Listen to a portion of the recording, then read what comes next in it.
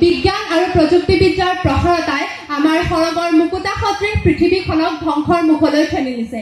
বিজ্ঞানৰ প্ৰসাৰতাই পৃথিৱীৰ জীৱকুললৈ মাতি আনিছে বিপদৰ আগজাননী। সেয়েহে মাননীয় অধ্যক্ষ মহোদয়, আজিৰ মহামান্য সদনৰ মজিয়াত উত্থাপিত বিধেয়কখন সুস্থ মগজু, সবল যুক্তি আৰু সূক্ষ্ম দৃষ্টিকোণেৰে সম্পূৰ্ণৰূপে সমৰ্থন জনাইছো আৰু গ্ৰহণ কৰিছো সন্মানীয় চৰকাৰী পক্ষৰ আসন। বিজ্ঞান আৰু প্ৰযুক্তিবিদ্যাৰ প্ৰসাৰতাই আমি ভাবিছো আমাক বহু উচ্চ শিখৰলৈ উত্থান ঘটাইছে। স্বৰূপাৰ্থত কিন্তু তেনে নহয়। বিজ্ঞান আৰু প্ৰযুক্তিবিদ্যাৰ প্ৰসাৰতাৰ ফলত কল কাৰখানা, যান বাহন আদিৰ সংখ্যা দিনক দিনে বৃদ্ধি পাই বায়ু, পানী আৰু মাটিৰ প্ৰদূষণ দ্ৰুতগতিত বৃদ্ধি পাবলৈ ধৰিছে। বিজ্ঞানৰ প্ৰসাৰতাৰ ফলতে পৃথিৱীখন ধ্বংসৰ মুখলৈ আগবাঢ়ি গৈছে। মাননীয় অধ্যক্ষ মহোদয়, মানুহক জীয়াই থাকিবৰ বাবে খাদ্য, বস্ত্ৰ, বাসস্থানৰ উপৰিও এটা বিশুদ্ধ পৰিৱেশৰ প্ৰয়োজন। এই কথাষাৰ আজি সন্মানীয় বিৰোধী পক্ষৰ সদস্যসকলে অনুধাৱন কৰি চৰকাৰী পক্ষৰ বিধেয়কখন সদনত গ্ৰহণ কৰাত সমৰ্থন জনাব লাগিছিল। কিন্তু মাগুৰ মাছৰ নেগুৰত ধৰি সাগৰ পাৰ হ'ব বিচৰা সন্মানীয় বিৰোধী পক্ষৰ সদস্যসকলে কিছুমান অবান্তৰ যুক্তিৰে সদনৰ বহুমূল্যৱান সময় বিনষ্ট কৰাই নহয়, সকলোকে বিপথে পৰিচালিত কৰাহে পৰিলক্ষিত হৈছে। কাৰণ তেওঁলোকে বেজীৰ জ্বলনা দেখে, কিন্তু কুঠাৰৰ ঢাপটোকে নেদেখে। মাননীয় অধ্যক্ষ মহোদয়, আমাৰ ৰাজ্যখনতে 4 লেনযুক্ত পথ নিৰ্মাণৰ বাবে বহু বছৰীয়া গছ-গছনি কাটি তহিলং কৰা হৈছে। বিশেষকৈ ডিফু আৰু নামেৰি অঞ্চলত ৰাস্তা নিৰ্মাণৰ বাবে বনাঞ্চল ধ্বংস কৰাৰ ফলত হাতী, বাঘ আদি বিভিন্ন পশু পক্ষীৰ আৱাসস্থল সংকুচিত হৈ পৰিছে।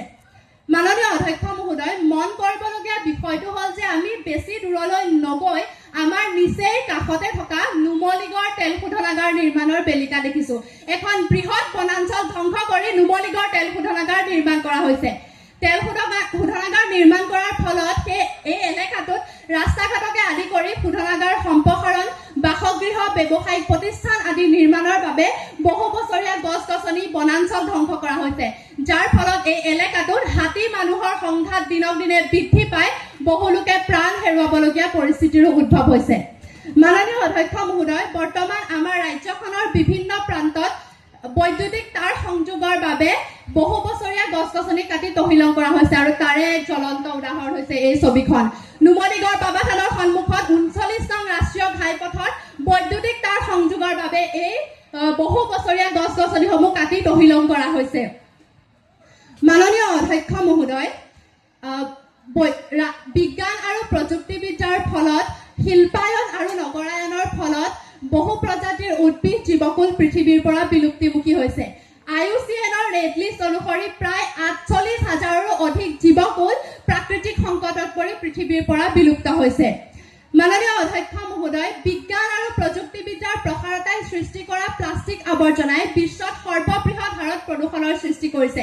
UNEPৰ তথ্য অনুসৰি প্ৰতি বছৰে প্ৰায় 11 মিলিয়ন টন প্লাষ্টিক সমুদ্ৰত প্ৰৱেশ কৰিছে।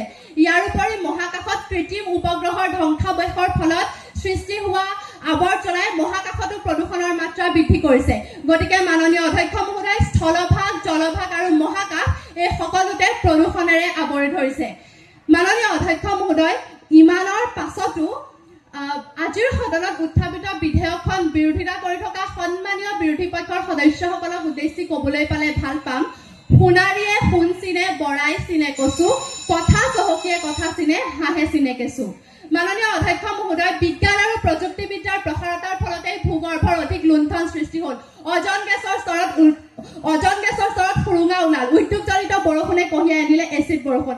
গতিকে তেনে এটা প্ৰেক্ষাপটত বিজ্ঞান আৰু প্ৰযুক্তিবিদ্যাই মানৱ জাতিক জীয়াই ৰখাৰ একমাত্ৰ ভৰসা বুলি কোৱা আৰু ঘৰিয়ালৰ পিঠিত উঠি ব্ৰহ্মপুত্ৰ পাৰ হৈ মাজুলী চাবলৈ যোৱা একেই কথা।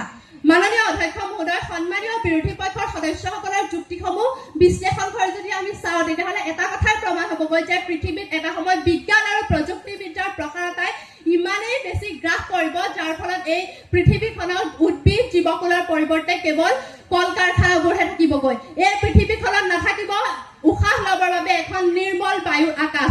ৰুগ্ন ভগ্ন স্বাস্থ্যৰে তিলে তিলে জীয়াই থাকিবৰ বাবে আমি লাভ কৰিম এখন বিষাক্ত পৃথিৱী।